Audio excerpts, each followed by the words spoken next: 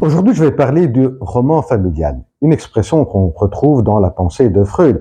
À vrai dire, très tôt dans son parcours théorique, car on retrouve cette expression lors de sa période de relation épistolaire avec Fliss. Mais c'est surtout en 1909, lorsque Otto Rank publie son essai sur le mythe de la naissance de l'héros, que Freud va associer un petit écrit intitulé Roman familial. Donc voyons maintenant qu'est-ce que le roman familial. Avant tout, le roman familial se situe pendant l'enfance. Et on voit bien dans cette expression deux mots essentiels, roman et familial. Roman parce que comme l'écrivain qui il invente une histoire, il crée une histoire, eh bien l'enfant va créer dans sa propre imagination, fantaisie, dans son activité fantasmatique, une histoire qui ne respecte pas la réalité. Autour de quoi? Bien, voilà le deuxième mot qui est familial. Autour des liens propres à sa famille, propres à ses proches, la mère, le père, son frère ou sa sœur.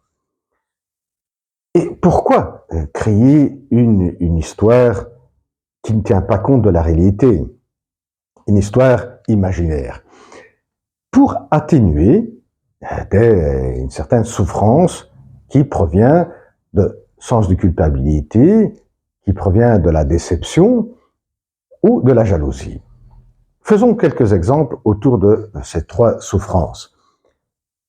La première, l'enfant qui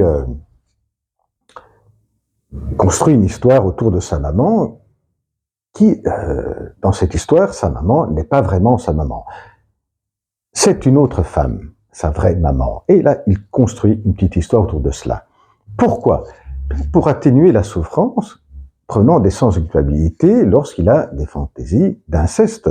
Donc ce serait, dans ce cas-ci, le roman familial autour de sa maman, une manière de se défendre contre l'inceste. Voyons maintenant vis-à-vis du papa. Vis-à-vis du papa, ce serait une histoire autour du papa, ce serait le vrai papa est un empereur ou un roi. Et pourquoi cela?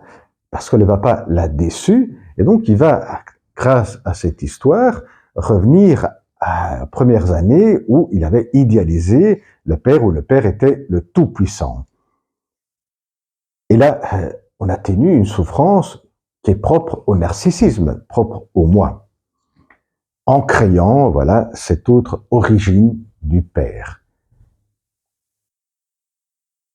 Et cela peut aussi, cette déception peut se présenter dans des comparaisons qu'il fait avec d'autres familles, avec d'autres pères.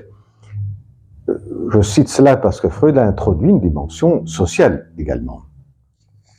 Et pour terminer, troisième souffrance qui provient de la présence d'un frère ou d'une sœur, et là il va construire une histoire dans laquelle le frère, tout petit, avait été trouvé dans la rue. Donc, ce serait un frère bâtard. Et cela lui permet d'atténuer cette souffrance qui provient de la jalousie. Pour terminer, évoquons ce que Freud avait dit dans une lettre à Fliss autour du roman familial. Si cette création fictice, imaginaire, devient consciente à l'âge adulte,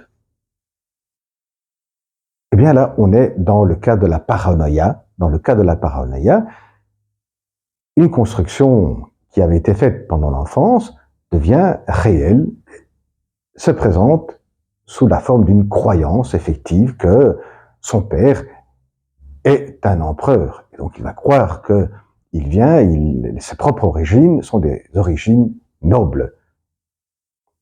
Et bien voilà, en ce qui concerne le roman familial. Prochaine vidéo, au revoir.